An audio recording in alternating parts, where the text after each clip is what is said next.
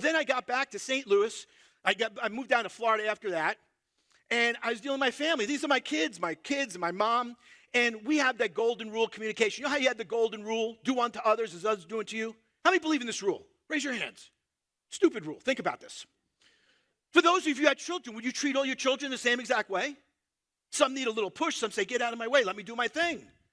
So my wife said to me, you spend all this time with Alex. He gets to go behind the bench. He knows all the players. You need to spend more time with your daughter. So I said, okay, I'm going to take my daughter away for 2 weeks.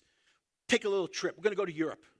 I have a disease you have to know about. It's called OTT, over the top. Everything gets much bigger. Well, 2 weeks turned into a month, and I decided to take her. Well, the night before, we're in Indianapolis at the National Speakers Association convention. I decided I got to get to St. Louis, get her ready. She's never been out of town before. I get in the cab, and all of a sudden, my phone rings. Dad? Yeah, what's up, Jammer? No offense. Has anybody ever gotten that no offense line? I'm immediately offended. I want to hang out with my friends. So you can come tomorrow. Now, I give the cab driver $5. I rebook my plane ticket. I go and I rebook the hotel because I'd already checked out of the hotel. I call my ex-wife. I said, you know what? She's not going to need her computer. The next day, we get to the airport. At the airport, she didn't know I was writing a book called The Dad's Guide to Traveling with a Teenage Daughter, Generation Y. Like, why would you do it? It's crazy. When we got to the airport, we're in the St. Louis airport. I looked at my daughter and I said, my phone's not working. I need your phone a second. Give me your phone. She gave me her phone. I said, now you have to talk to me for a month. So we went from St. Louis to Chicago, London, Paris, Rome, Florence, San Gimignano, Chianti, Madrid, Israel, and back. Everywhere we went, this child would collect strangers, complete strangers, invite them out to dinner.